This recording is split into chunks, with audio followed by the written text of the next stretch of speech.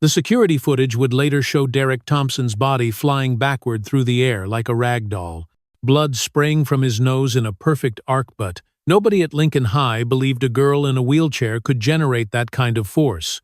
Maya Johnson had endured 2 years of torment from the star quarterback and his crew, her paralyzed legs, making her an easy target in their twisted game of dominance.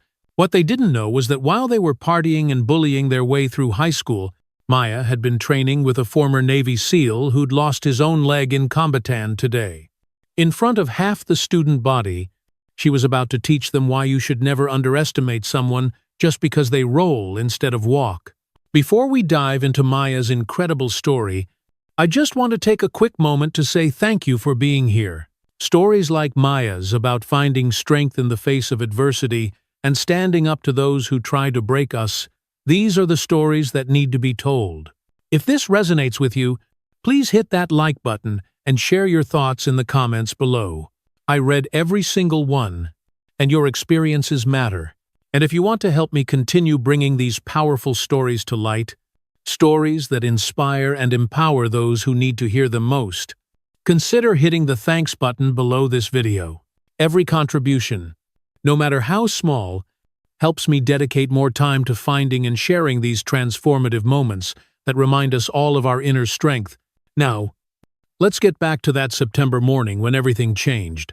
The morning of September 15th started like any other at Lincoln High School in Atlanta. Maya Johnson guided her wheelchair through the main entrance at exactly 7:45 a.m., her backpack secured to the back of her chair and her chemistry textbook balanced on her lap. The familiar squeak of her wheels on the polished linoleum floor announced her arrival to anyone within earshot. "Here comes Meals on Wheels," Marcus Chen muttered to his teammates. Loud enough for Maya to hear, the group of football players lounged against the lockers like they owned the hallway, which, in the social hierarchy of Lincoln High, they practically did. Maya kept her eyes forward, her jaw tight. 2 years of this, and she'd managed to avoid any major confrontations. Her mother's words echoed in her mind, "Baby, you pick your battles.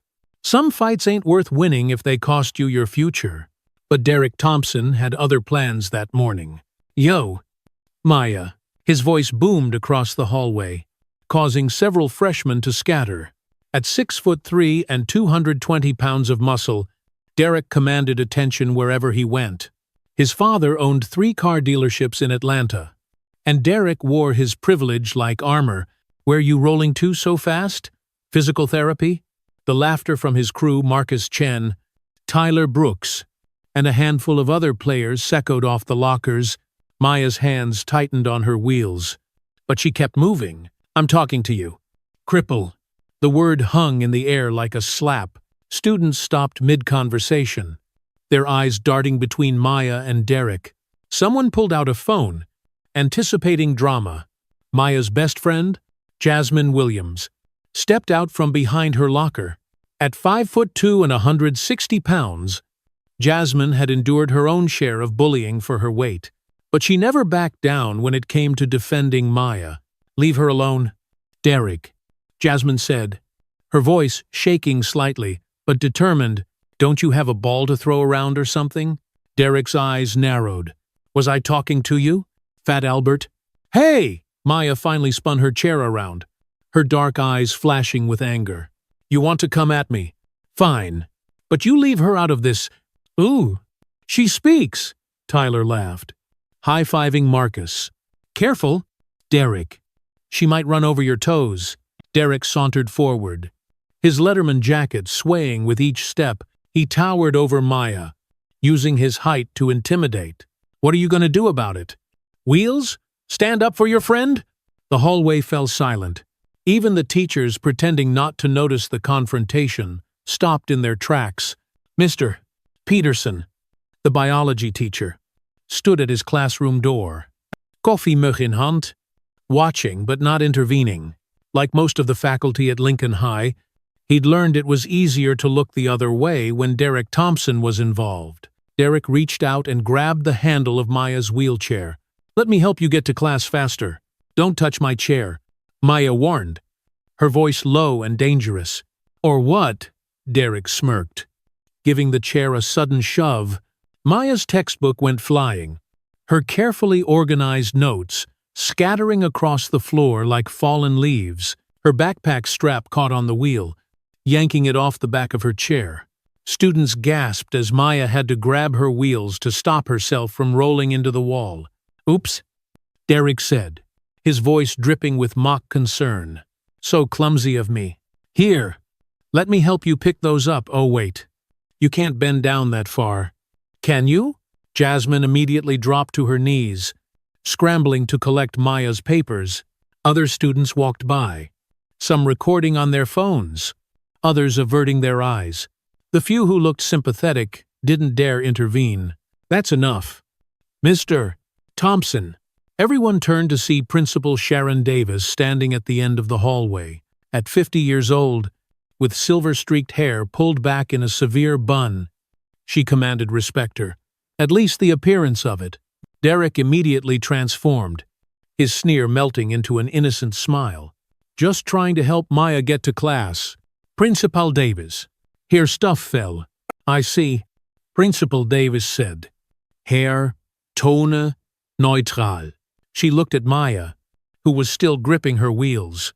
Knuckle pale. "Miss Johnson, do you need assistance?" Maya wanted to scream. She wanted to tell Principal Davis exactly what had happened. How Derek had been tormenting her for 2 years. How the administration's indifference had emboldened him. Instead, she shook her head. "No, ma'am, I'm fine." Principal Davis nodded, already turning away. "Then I suggest everyone get to class. The bell rings in 3 minutes." As the principal's heels clicked down the hallway, Derek leaned down close to Maya's ear. "See you around." Wheels. Try not to get stuck in any doorways. The football players dispersed. Laughing and congratulating Derek on another successful harassment, Jasmine finished gathering Maya's papers, her hands shaking with suppressed rage. "I hate them," Jasmine whispered, handing Maya her chemistry notes. "I hate all of them." Maya carefully arranged her materials back on her lap, her movements precise and controlled. "Don't waste your energy hating them. Jas, they're not worth it." "How do you stay so calm?" I wanted to punch him in his stupid, perfect face. "My mom always says the best revenge is success," Maya replied, though her voice lacked conviction. "Come on, we'll be late for chemistry." As they made their way to class, Maya caught a glimpse of herself in the trophy case reflection. A 16-year-old black girl with her hair in neat braids, wearing a purple sweater her mother had picked out because it brought out her beautiful eyes. She looked small in her chair. Vulnerable. Exactly how Derek saw her, but reflections could be deceiving. That afternoon, Maya sat in her bedroom, staring at the ceiling. The walls were covered with posters of Paralympic athletes and motivational quotes. A photo on her nightstand showed a younger Maya, Aga 8, standing on a soccer field with a trophy in her hands. That was before the accident, before everything changed. "Maya, honey, you okay?" Linda Johnson peered into her daughter's room, still wearing her nurse scrubs from her shift at Grady Hospital. At 42, she looked older, stress lines etched deep from years of single parenthood and medical bills. "I'm fine, Mom." Linda's expression said she didn't believe it for a second. She entered the room and sat on Maya's bed, her hand finding her daughter's. "Bad day at school?" Maya shrugged. "Same as always." "That Thompson boy again?" "How did you?" "Jasmine's mother called me. Said there was an incident this morning." Maya pulled her hand away. "It's nothing I can't handle, baby." "You don't have to handle it alone. We can talk to the principal, file a complaint." "Mom, please." Maya's voice cracked slightly. Principal Davis saw the whole thing and did nothing. "Filing a complaint will just make it worse. Derek's dad will lawyer up. Say I'm making false accusations. You know how this works." Linda's shoulders sagged. She did know. The Thompson family had money, influence, and connections throughout Atlanta. James Thompson had donated $50,000 to the school's new football stadium. The dedication plaque bore his name in bold letters. I hate seeing you hurt." Linda whispered. "You've been through enough?" Maya's mind flashed back to that night 8 years ago. The screech of tires, the impact, waking up in the hospital to find her father gone and her legs useless. The months of physical therapy, learning to navigate the world from a chair. The look on her soccer coach's face when he realized she'd never play again.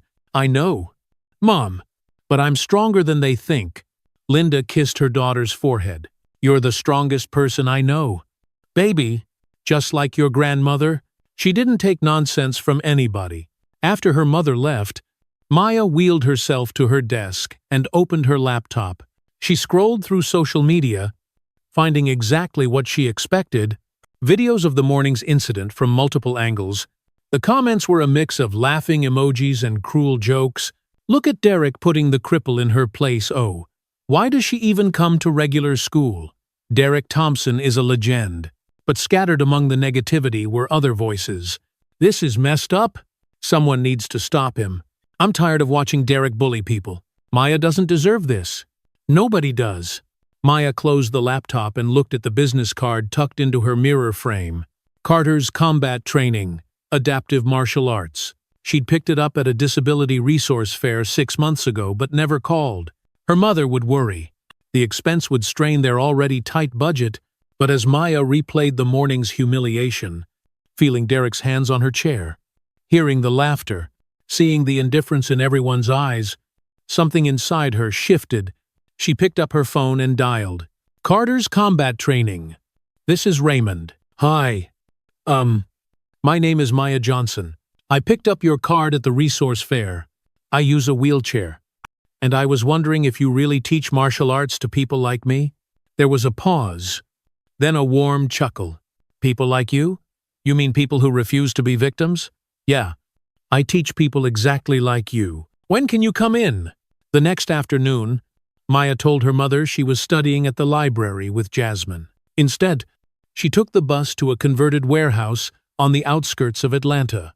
The building looked unremarkable from the outside. Just another industrial space with barred windows and graffiti-tagged walls.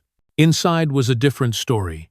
The space opened into a professional training facility with padded floors, heavy bags, and specialized equipment Maya had never seen before.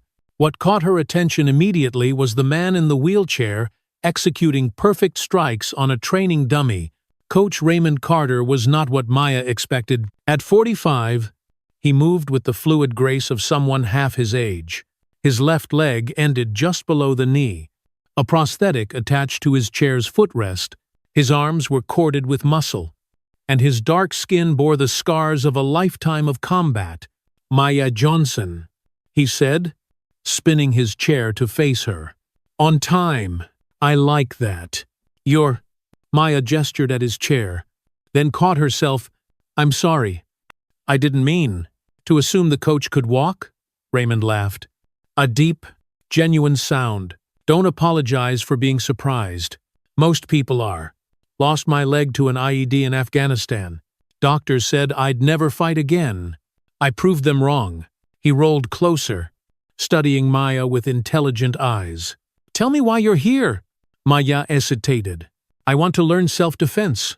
"Bullshit." The blunt response startled her. "Excuse me? Self-defense is what you tell yourself you want, but I see that look in your eyes. Same look I had when I woke up in that hospital bed. You don't want defense. You want power. You want to show everyone who counted you out that you're not weak." Maya's throat tightened. "Is that wrong?" "Hell no. It's human. The question is what you do with that feeling. You can let it eat you up inside, turn you bitter, or you can channel it into something useful." He gestured around the gym. "This place? It's not about teaching disabled people to fight. It's about teaching fighters that disability doesn't define their limits." He wheeled over to a specially designed training area with lower heavy bags and modified equipment. "First lesson is free. After that, it's $200 a month. That gonna be a problem?" Maya thought about her mother working double shifts, about their stack of medical bills, about the $10 in her wallet that needed to last until Friday. "No. Sir. No problem." Raymond studied her for a long moment, then nodded. "All right then. Let's see what you got. First thing, your chair is not a limitation. It's a weapon. 26 pounds of aluminum and steel that moves with you. Most people see it as something that holds you back. I'm going to teach you to see it as an extension of your body. Had demonstrated a simple defensive position. Hands up. Chair angled. Your center of gravity is lower than any standing opponent. That's an advantage. Your upper body has to compensate for your legs, which means with proper training, you can generate more power than you think. For the next hour, Raymond taught Maya basics she'd never considered: how to lock her wheels for stability, how to use her chair's momentum in defensive movements, how to strengthen her core to maintain balance during combat. The thing about fighting from a chair, Raymond explained as Maya practiced wheel locks, is that everyone underestimates you. They see the disability, not the person. They get close because they think you can't reach them. They grab your chair because they think it makes you helpless. Every assumption they make is an opportunity for you to prove them wrong. By the end of the session, Maya's arms burned and her shirt was soaked with sweat, but something had awakened inside her. For the first time since the accident, she felt powerful. Same time next week? Raymond asked as she prepared to leave. Maya thought about the money, about lying to her mother, about all the reasons she should say no. Instead, she nodded. Yes? See ya. One more thing, Raymond called out as she reached the door. That anger you're carrying? It's fuel, but fuel without direction just burns everything down. You decide what kind of fire you want to be. That night, Maya couldn't sleep. She kept replaying Coach Carter's words in her mind while staring at her paralyzed legs under the blanket. For 8 years, she'd seen them as dead weight, reminders of everything she'd lost. But as she flexed her arms, feeling new strength in muscles she'd never noticed before, a radical thought emerged. What if her legs weren't her weakness? What if losing them had forced her to develop power in places others neglected? She grabbed her phone and searched Paralympic athletes wheelchair racing and spent hours watching videos of athletes flying around tracks. Their chairs, extensions of pure speed and determination. That could be me, she whispered into the darkness. And for the first time since the accident, she meant it. Over the next 2 months, Maya transformed. She told her mother she'd joined an after-school study group that met 3 times a week. The lie tasted bitter. But the alternative, watching her mother worry and scrape together money they didn't have, seemed worse. She picked up odd jobs where she could, tutoring freshmen in math, helping Mrs. Chen at the corner store with inventory, dog walking for neighbors who didn't mind that she did it from her chair. Every dollar went toward her training. The physical changes came gradually. Her arms grew stronger, more defined. Her core stability improved dramatically. She could balance on her back wheels now, spin her chair with precision, execute strikes that would have been impossible before. But the mental changes were even more profound. The taunts at school still hurt, but they no longer devastated her. When Derek accidentally knocked her books off her desk in history class, she calmly picked them up instead of fighting back tears. When Marcus tried to block her path in the hallway, she maneuvered around him with fluid grace. You seem different? Jasmine observed one lunch period, watching Maya easily navigate the crowded cafeteria. More confident? Just trying that whole best revenge is success thing, Maya replied. Though she could feel her muscles coiled with new strength under her sweater, Coach Carter pushed her harder each session. He introduced her to the hurricane spin, a devastating technique that used the chair's rotation to generate massive centrifugal force. It required perfect timing, exceptional core strength, and absolute commitment. This isn't a move you use lightly, Raymond warned as Maya practiced the setup for the 100th time. You deploy this wrong. You could seriously hurt someone. You deploy it right. He demonstrated on the heavy bag, his chair spinning in a blur, before connecting with a strike that made the 150-pound bag swing like a pendulum. Well, let's just say they'll remember it. Maya absorbed everything. The footwork, or in her case, wheelwork, the importance of keeping her guard up, how to read an opponent's body language, how to create distance and close it at will. You're a natural. Raymond told her one evening as she executed a perfect combination. But natural talent without discipline is worthless. What's your why? Maya, what keeps you coming back? Maya paused, breathing hard. I'm tired of being afraid. Fear's not the enemy. Fear keeps you sharp. The enemy is letting fear control you. There's a difference between being fearless and being brave. Brave acknowledges the fear and acts anyway. As October rolled into November, the confrontations at school escalated. Derek seemed to sense something changing in Maya, and it made him more aggressive. He accidentally spilled chocolate milk on her during lunch. He blocked the wheelchair ramp with his car, forcing her to take the long way around. He started an Instagram page called Lincoln High Cripple Watch, featuring creep shots of Maya struggling with everyday tasks. We should report the page, Yasmin urged, scrolling through the posts with disgust. This is cyberbullying. Maya just smiled grimly. Let him post. He's documenting his own behavior. What Derek didn't know was that Maya screenshotted everything. Every post, every comment, every laughing emoji from his teammates. She saved the cafeteria security footage. Jasmine's cousin leaked to her showing the milk incident. She kept a detailed journal of every harassment, every accident, every moment of targeted cruelty. Playing the long game? I see. Coach Carter observed when Maya mentioned her documentation during training. Smart, but be careful. Evidence is good for aftermath. It won't help you in the moment when things go sideways. What do you mean? Raymond's expression grew serious. I mean, guys like this Derek kid, they escalate. They push and push until something breaks. And when that moment comes, all the screenshots in the world won't matter. What will matter is whether you're ready. His words proved prophetic. It was the Tuesday before Thanksgiving when everything came to a head. Maya had just finished a particularly intense training session, finally nailing the hurricane spin consistently. Her confidence was at an all-time high as she entered school the next morning. She should have known Derek would sense it. Well? His voice echoed through the main hallway. Looking pretty proud of yourself today. Wheels. Maya kept rolling, but Derek stepped directly in her path. Behind him, Marcus and Tyler formed a wall. I'm talking to you. Cripple. Getting pretty sick of your attitude lately. Acting like you're better than us. I need to get to class. Derek. Move. The hallway was filling up with students. Phones already out? Mister. Peterson stood at his door again. Koffiemug in hand? Watching. Make me. Derek sneered.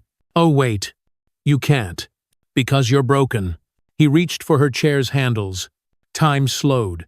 Maya's hands moved to her wheels.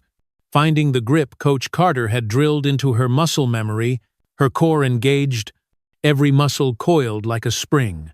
Last warning, she said quietly. Don't touch my chair. Derek laughed. Or what? You'll run me over? Call your mommy? Face it. Maya.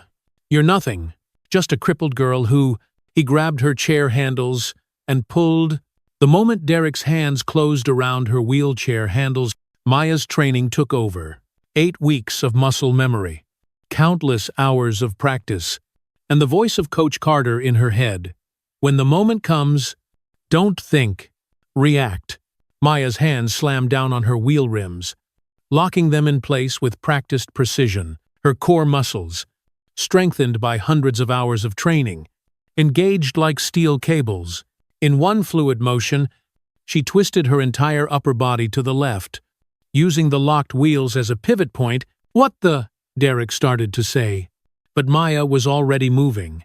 She released her left wheel while keeping the right locked, allowing her chair to whip around in a controlled spin. The momentum built exactly as Coach Carter had taught her. As her chair rotated, she leaned back slightly, raising the front casters off the ground. Her left leg, though paralyzed, was still attached to the footrest, and the footrest was part of the chair, and the chair had become an extension of her body. The hurricane spin reached its apex, 26 pounds of aluminum and steel, plus Maya's 120-pound frame. all rotating at maximum velocity. The footrest of her wheelchair connected with Derek's face with the force of a professional boxer's haymaker. The sound was sickeningly satisfying wet crunch, followed by Derek's shocked cry. His hands released Maya's chair as his body lifted off the ground. His 220 pounds of muscle rendered weightless by physics and perfect technique, he flew backward, arms windmilling, before crashing into the lockers 6 feet away. Time resumed its normal speed. Derek slumped to the floor, blood streaming from his nose. His perfect face, the one that graced Lincoln High's promotional materials and his father's dealership commercials, was a mess of red. He touched his face in disbelief, staring at his bloodied hand like it belonged to someone else. The hallway erupted. "Oh my God! Did you see that? She knocked him out! World star! World star!" Phones captured every angle as students pushed forward to see. Marcus and Tyler stood frozen, their bravado evaporating as they watched their leader bleeding on the floor. Maya calmly lowered her front casters back to the ground, adjusted her position in her chair, and smoothed down her purple sweater. Her heart was racing, adrenaline flooding her system. But outwardly, she appeared completely composed. "I warned you not to touch my chair," she said quietly. Derek struggled to his feet, swaying slightly. His nose was clearly broken, already swelling.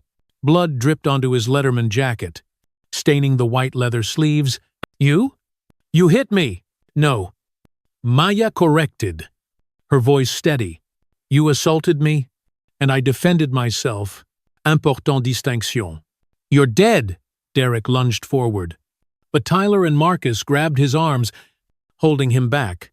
Whether they were protecting him or Maya was unclear. "What is going on here?" Principal Davis's voice cut through the chaos like a knife. She pushed through the crowd of students, her face pale as she took in the scene.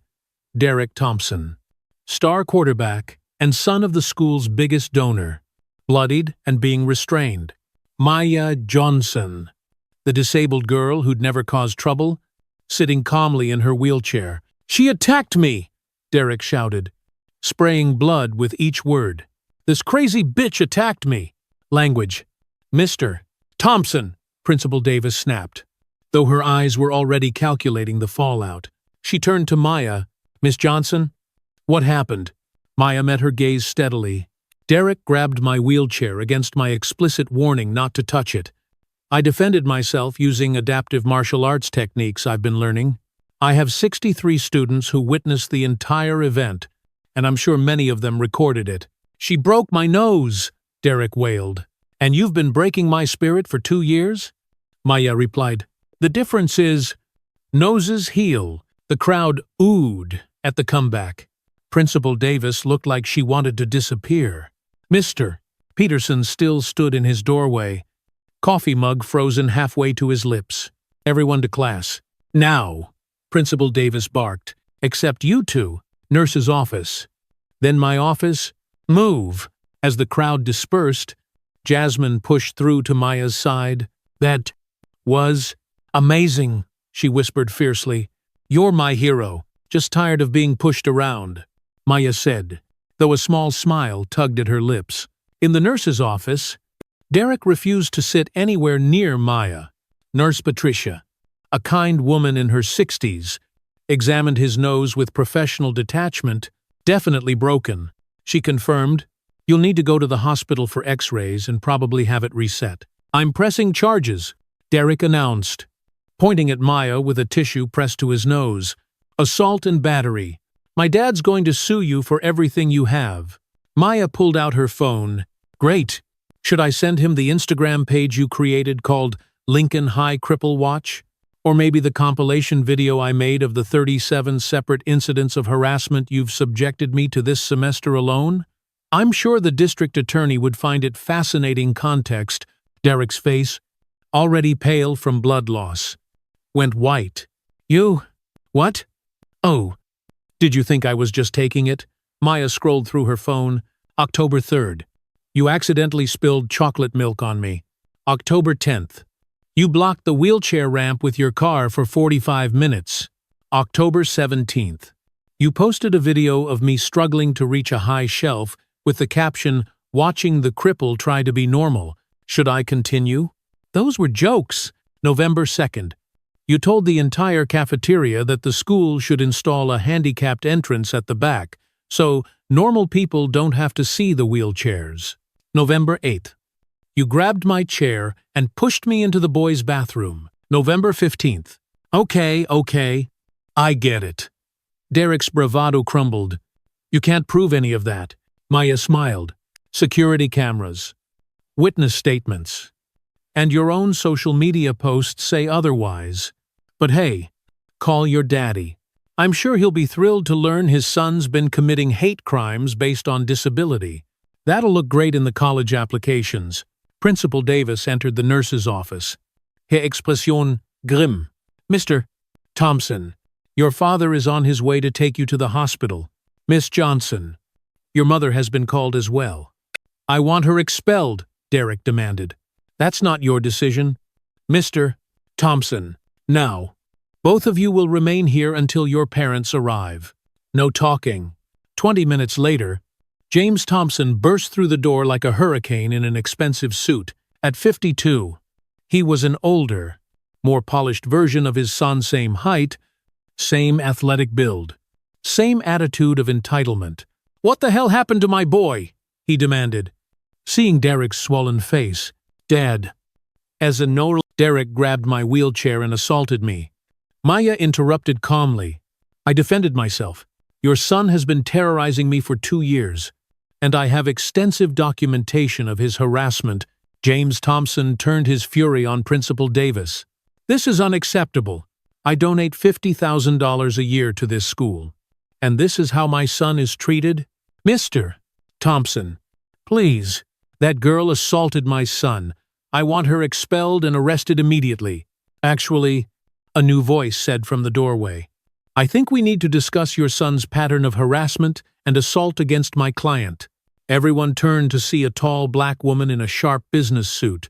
She carried herself with the confidence of someone who ate corporate lawyers for breakfast. Who the hell are you? James Thompson demanded. Angela Morrison, attorney at law. She moved to stand beside Maya. I represent Miss Johnson and several other students who have been systematically harassed by your son. We were preparing to file a civil suit, but this incident has accelerated our timeline. Maya looked confused. I didn't hire. Your coach did, Angela said quietly. Raymond Carter is my brother. He called me the moment he heard what happened. James Thompson's lawyer instincts kicked in. You have no case? This girl attacked my son, in clear self-defense after repeated warnings. All captured on video. Angela pulled out a tablet. Would you like to see the compilation? 63 incidents over 2 years. Your son targeting disabled students, overweight students, and scholarship kids. The pattern is clear and legally actionable. She swiped through footage that Maya recognized, some from her own collection, others from sources she hadn't known about. Derek pushing a kid with crutches. Derek accidentally knocking over a girl in a back brace. Derek and his crew surrounding Jasmine, oinking at her. The district attorney has expressed interest in pursuing hate crime charges. Angela continued. Harassment based on disability is a federal offense. Add in the cyberbullying component, and your son could be looking at serious consequences. James Thompson's face had gone from red to pale. He looked at his son, then at the tablet showing video after video of Derek's cruelty. However, Angela said, closing the tablet, my clients are willing to consider alternative resolutions, provided certain conditions are met. Linda Johnson arrived then, still in her scrubs, face tight with worry. Maya, baby, are you okay? I'm fine. Mom. Linda's eyes took in Derek's bloodied face. The lawyer, the furious father. What's going on? Your daughter defended herself against an assault. Angela explained. I'm Angela Morrison, Coach Carter's sister. He asked me to ensure Maya's rights are protected. Coach Carter? Linda looked at Maya. Who is Coach Carter? What coach? Maya's stomach dropped. In all the chaos, she'd forgotten about her secret. Mom, I can explain. She's been training at my brother's gym. Angela said smoothly, learning adaptive self-defense. Clearly. The training was necessary. Linda's face went through several emotions: surprise, hurt at the deception, anger at the situation, and finally, fierce maternal pride. You've been training? To defend yourself? I'm sorry I lied. Maya whispered. I didn't want you to worry or spend money we don't have. Oh, baby. Linda pulled Maya into a hug. Don't you ever apologize for protecting yourself? Ever. Principal Davis cleared her throat. Perhaps we should move this discussion to my office. All of you. The next hour was a tense negotiation. Angela Morrison proved why she was worth her hourly rate. Systematically dismantling every threat and argument James Thompson tried to make. She had depositions from 13 students, screenshots of deleted social media posts, security footage that the school claimed didn't exist, but mysteriously appeared on her tablet. Here's what's going to happen, Angela said finally. Derek will be suspended for the remainder of the semester. He'll undergo mandatory sensitivity training and 100 hours of community service at a disability advocacy center. He'll write a public apology to be read at the next school assembly. The Lincoln High Cripple Watch page will be deleted, and he'll be banned from social media for 6 months. This is extortion, James Thompson shouted. No, this is accountability. The alternative is criminal charges and a civil suit that will bankrupt your dealerships in legal fees alone. Your choice. Derek, who had been silent through the negotiations, finally spoke. Dad, just agree to it. Derek, I messed up. Okay? Derek's voice was muffled by the tissues packed in his nose. I've been messing up. Just make this go away. James Thompson looked at his son, really looked at him for perhaps the first time. The golden boy who could do no wrong, the star athlete who was above consequences, the bully who'd hidden behind his father's money and influence. Fine, he said quietly. We'll agree to the terms. Angela smiled. Excellent. Oh, and one more thing. The school will implement a zero-tolerance anti-bullying policy with real consequences, regardless of who the perpetrator's parents are. Principal Davis. I trust you'll see to that personally? Principal Davis nodded quickly. Of course. Absolutely. As they left the office, Linda kept her arm around Maya. We're going to have a long talk about keeping secrets. Young lady. But first, I want to meet this Coach Carter who taught my baby to fly. That evening, Maya found herself back at Carter's combat training. But this time with her mother by her side. The gym was closed to regular training, but Coach Carter had insisted they come by. So you're the man who's been training my daughter in secret, Linda said, sizing up Raymond. Guilty as charged. Raymond replied, Your daughter told me she was paying with money from odd jobs. Found out today she's been going hungry some days to afford the lessons. I should have known something was up. Coach. Raymond held up a hand. You did what you thought you had to do. I respect that. But from now on, you train for free. Consider it an investment in someone who's going to change the world. Linda's eyes glistened. Thank you. But I can't accept. You can, and you will. Your daughter has natural talent I've rarely seen. More than that, she has heart. Do you know how many people I've trained who had the physical ability but not the mental strength? Maya has both. He wheeled over to a wall covered in photos. Soldiers, police officers, civilians all in wheelchairs or with visible disabilities, all in fighting stances. Every person on this wall came here broken. Raymond said, not because of their disabilities, but because the world told them they were less than. Maya reminded me today why I opened this place. Not to create fighters, but to help people reclaim their power. I just got tired of being afraid. Maya said quietly. No, Raymond corrected. You got tired of letting fear control you? There's a difference. You were afraid today. I could see it in your stance. But you acted anyway. That's not the absence of fear. That's courage. Linda squeezed Maya's shoulder. I'm proud of you, baby. And I'm sorry you felt like you had to face this alone. She wasn't alone, a voice said from the doorway. Yasmin entered, followed by 2 other students. Maya recognized Kevin Chen, who used crutches due to cerebral palsy, and Sarah Martinez, who had a prosthetic arm. "We saw what you did today," Kevin said, "how you stood up to Derek. We want to learn too." "Me too," another voice added. A boy with hearing aids stepped forward, then a girl with a walking brace. Soon, a dozen students with various disabilities filled the gym. Coach Carter looked at the group, then at Maya. "Looks like you started something." "I didn't mean to. The best movements never mean to start," Raymond said. "They just answer a need that was already there. The question is, what are you going to do about it?" Maya looked at the faces around her. Students who'd been pushed around, mocked, made to feel less than. Students who'd watched her stand up to their tormentor and saw possibility. "Teach them," she said to Coach Carter. "Teach all of them." Raymond smiled. "I was hoping you'd say that. But I'll need an assistant instructor. Someone who understands what they've been through. You interested? But I've only been training for 2 months. And in 2 months? You took down the biggest bully in school.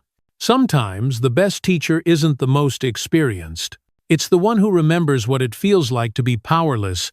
The next Monday, Maya returned to Lincoln High, a different person. Not because she'd become some unstoppable warrior, she was still the same 16-year-old girl in a wheelchair. But because she'd proven to herself and everyone else that she wasn't a victim, Derek was notably absent. Beginning his suspension and community service, Marcus and Tyler gave her a wide berth in the hallways. Other students nodded respectfully or offered small smiles of support. "You know what the best part is?" Jasmine said as they headed to chemistry. "It's not that Derek got punished or that everyone's treating you differently. It's that you look free." Maya considered this. For 2 years, she'd navigated the halls with her shoulders hunched, trying to make herself smaller, less noticeable. Now she sat straight, met people's eyes, took up the space she deserved. "I feel free," she admitted. At lunch, Principal Davis made an announcement about the new zero-tolerance bullying policy. She didn't mention Maya by name, but everyone knew why things were changing. The policy had teeth-real consequences regardless of who your parents were or how many touchdowns you scored. That afternoon, Maya attended her first official class as assistant instructor at Carter's combat training. The 12 students who'd shown up grew to 20 by the end of the week. Coach Carter adapted techniques for each person's specific needs, while Maya helped them understand that their disabilities were just different starting points, not limitations. "The world wants to put you in a box," Maya told the group during one session. "Disabled, victim, less than, but you get to decide what you are, and sometimes deciding means defending your right to exist as you are." 3 weeks later, Derek Thompson stood before the entire school assembly. His nose had healed but sat slightly crooked, permanent reminder of November 21st. He unfolded a paper with shaking hands.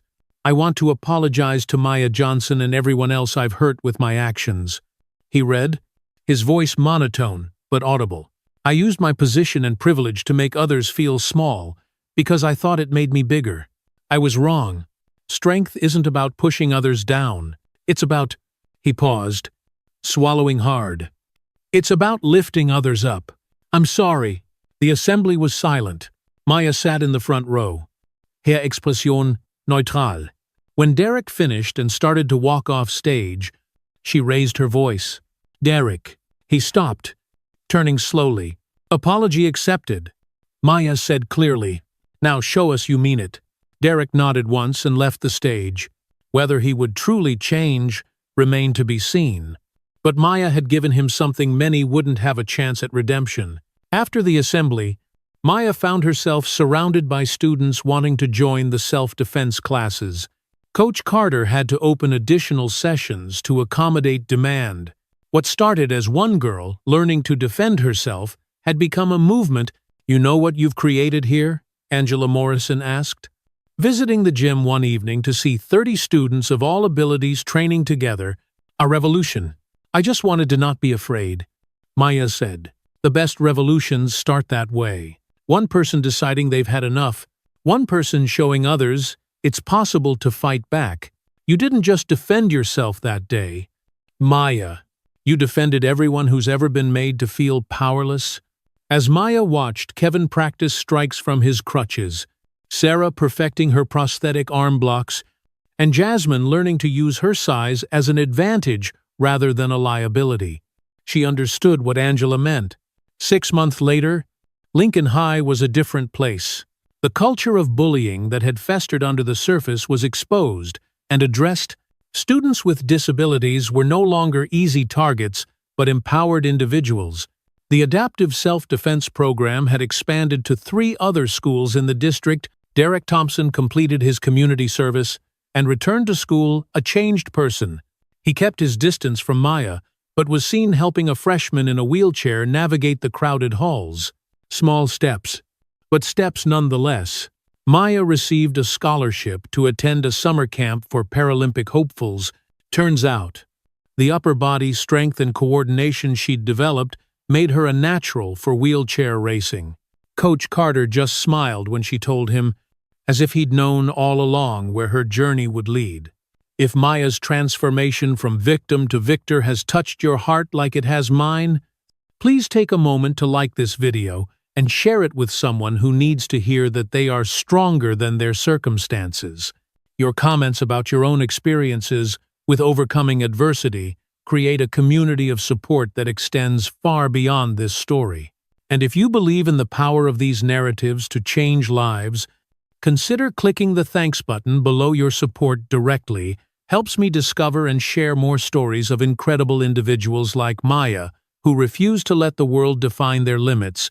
Together, we're building a library of hope and inspiration for anyone who's ever been told they're not enough. Thank you for being part of this mission. On the last day of school, Maya sat with Jasmine outside, watching students stream past. The same spot where she'd once hidden from Derek and his crew had become their favorite lunch location. "You know what's crazy?" Jasmine said. "A year ago, you were afraid to come to school. Now you're teaching other people how to be brave. I had a good teacher?" Maya said, thinking of Coach Carter. "No," Jasmine corrected. "You had good technique. The bravery was always yours." As Maya headed home that afternoon, she passed the trophy case where she'd once seen her reflection and thought she looked small, vulnerable. Now she saw something different. A young woman who'd refused to be defined by her limitations, a fighter who used her wheels as weapons, a teacher who showed others their own strength. The girl in the wheelchair smiled back at her, sitting tall and unafraid. Because sometimes the most powerful thing you can do is show the world that you won't be moved, that you won't be silenced, that you won't go quietly into whatever box they've prepared for you. Sometimes, the most revolutionary act is simply refusing to be anyone's victim. And Maya Johnson? She was nobody's victim. Not anymore. Not ever again.